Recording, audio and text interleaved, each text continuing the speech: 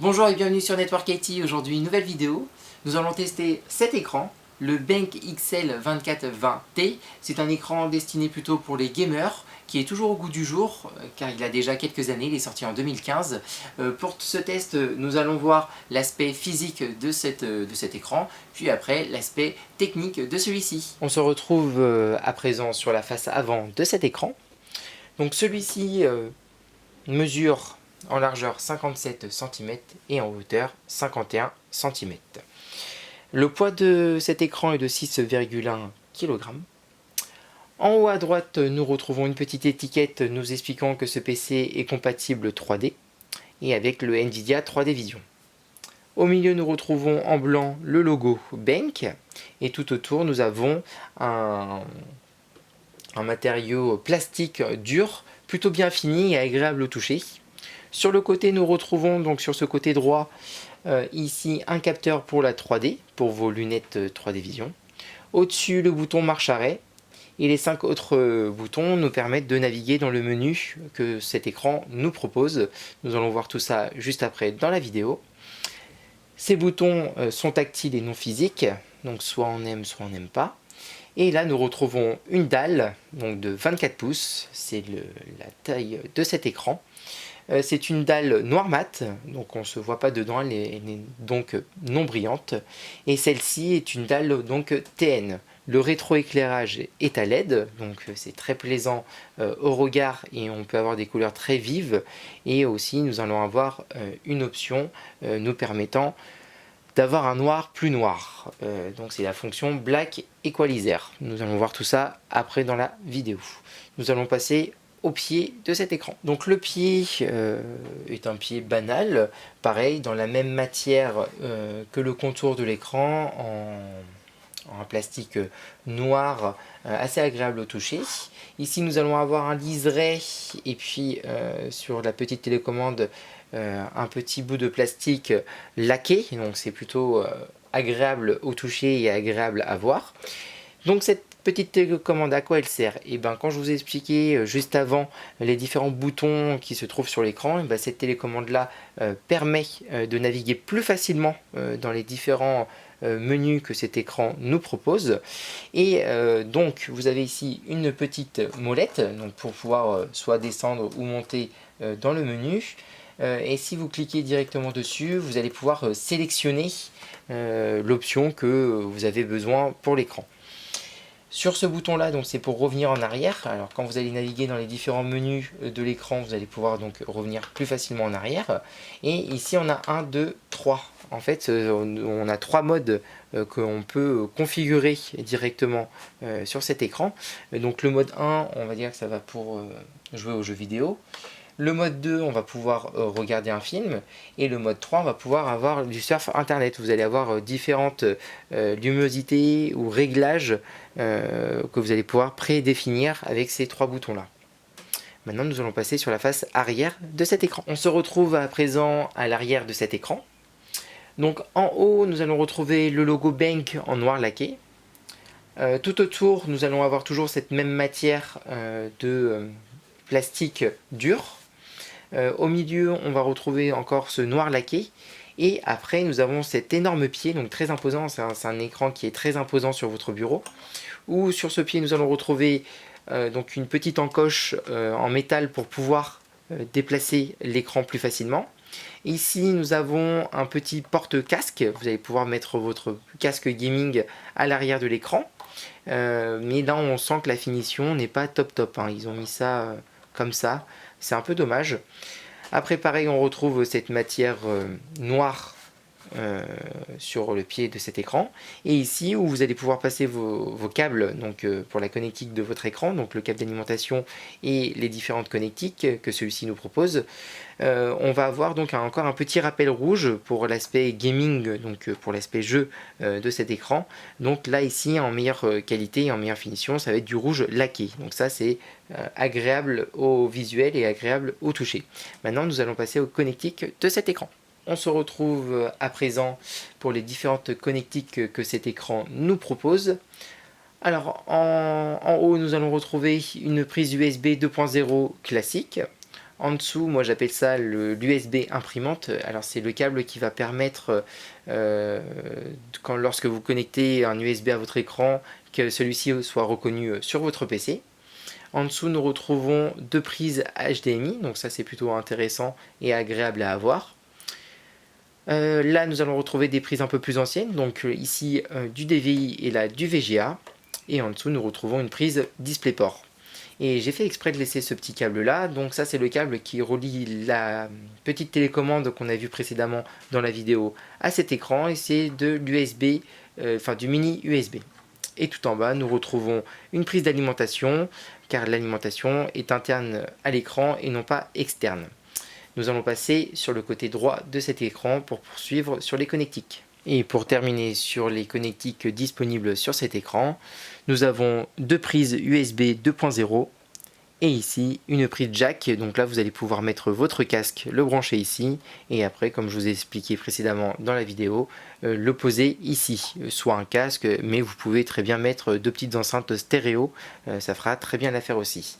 Maintenant nous allons voir les différentes rotations disponibles sur cet écran. À présent, nous allons voir les différentes rotations que cet écran nous propose. Alors le pied est rotatif, on va pouvoir tourner l'écran à droite ou à gauche très facilement. Il est réglable en hauteur, donc on peut le mettre plus bas ou plus haut, donc ça passe très bien. Et il est aussi rotatif, donc ça c'est plutôt pas mal, on va pouvoir mettre l'écran comme ça.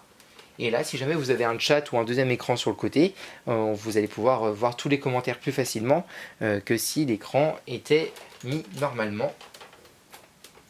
Et pour finir, vous allez pouvoir donc incliner l'écran, soit comme ça ou comme ça. Voilà. Il y a vraiment plusieurs disponibilités de rotation que cet écran nous propose. Maintenant, nous allons passer au menu de l'écran et voir les différentes configurations possibles de celui-ci. À présent, nous allons faire un petit tour très vite fait du menu de l'écran. Donc je vais appuyer sur ma petite molette. Donc ici, je vais avoir le mode d'image. Donc là, le mode d'image, vous savez, c'est les trois petits boutons que je vous ai expliqué qu'on peut préconfigurer dans le menu. Ici, le mode d'image, donc ça va être les différents modes d'image, donc en 4 tiers et tout. Donc c'est pas très intéressant, je trouve, comme option. Ici, dans le menu, on va pouvoir afficher donc les différents éléments qu'on veut paramétrer. Ici l'image, donc on va trouver la luminosité, le contraste, le fitness, le black equalizer, donc ça c'est pas mal, c'est une option qui permet de mettre le noir plus noir. Ici, donc le mode d'image, c'est ici où on va pouvoir préconfigurer nos trois modes différents. Et là on a plein d'autres options, donc on peut vraiment paramétrer la luminosité et puis des réglages très poussés sur l'écran. Donc ici, lorsqu'on a fini de paramétrer nos trois modes différents, on va pouvoir les enregistrer ici. Ici le son, donc alors l'écran ne dispose pas de haut-parleur, mais si jamais, ça c'est vis-à-vis, si vous branchez en jack 3,5 mm, comme je vous l'ai montré précédemment dans la vidéo, on va pouvoir mettre le volume plus fort, moins fort, ou en mute, voilà. Et là dans le système, donc là on va pouvoir personnaliser l'entrée. S'il y a plusieurs entrées, on va pouvoir choisir sa source. Là les paramètres OST, donc déjà c'est pour trouver la langue pour mettre en français. Après le temps d'affichage du menu, en fait l'OST c'est le menu qui est ici et on peut le verrouiller. Après on peut paramétrer les différentes touches, donc touche 1, touche 2, touche 3, qui se trouvent là sur le côté de l'écran. Et donc l'alimentation, enfin on a vraiment plein d'options différentes. Après, à savoir que cet écran nous propose une résolution maximum de 1920, donc ici par 1080, donc ça reste du Full HD, c'est très bien. La fréquence maximum que cet écran peut délivrer est de 120 Hz, donc la fluidité des jeux vidéo qu'on verra plus tard dans la vidéo va être excellente, et le minimum est de 55 Hz. La luminosité de celui-ci est de 350 candela, donc ça c'est parfait, donc vous avez une très bonne luminosité pour cet écran. Ça je vous le conseille vraiment, c'est d'avoir plus de 300 candela sur vos différents écrans, si vous avez la possibilité, et le temps de réponse est de 2 millisecondes. Donc là on a fait tout le tour technique de cet écran et physique. Maintenant nous allons tester un petit jeu vidéo et un petit film. On se retrouve donc sur Forza. Alors vis-à-vis de l'écran, donc j'ai mis mon mode 1, donc c'est mon mode de configuration pour jouer. Alors là, on est en 120 Hz, on sent que le jeu est super fluide et tout. Donc là, je suis sur un Alienware pour faire tourner le jeu et j'ai pas de lag ou quoi que ce soit. Je suis en Full HD, en ultra et j'ai vraiment une très belle résolution d'écran. C'est surtout la fluidité en 120 Hz. Je suis vraiment pas habitué et tout. Là, je me suis mis depuis que j'ai acquis cet écran et vraiment j'en suis très satisfait. Donc si vous avez la possibilité pour vos prochains achats d'écran, je vous conseille vraiment de favoriser les Hertz. Vous allez avoir une fluidité d'image qui va être sans précédent. Et donc ça c'est plutôt sympathique. Donc l'écran en sa globalité est vraiment super sympa. Et là on voit que cette résolution Full HD est intéressante, mais on aurait peut-être aimé du 4K, mais on est quand même sur un écran qui a déjà plusieurs années derrière lui.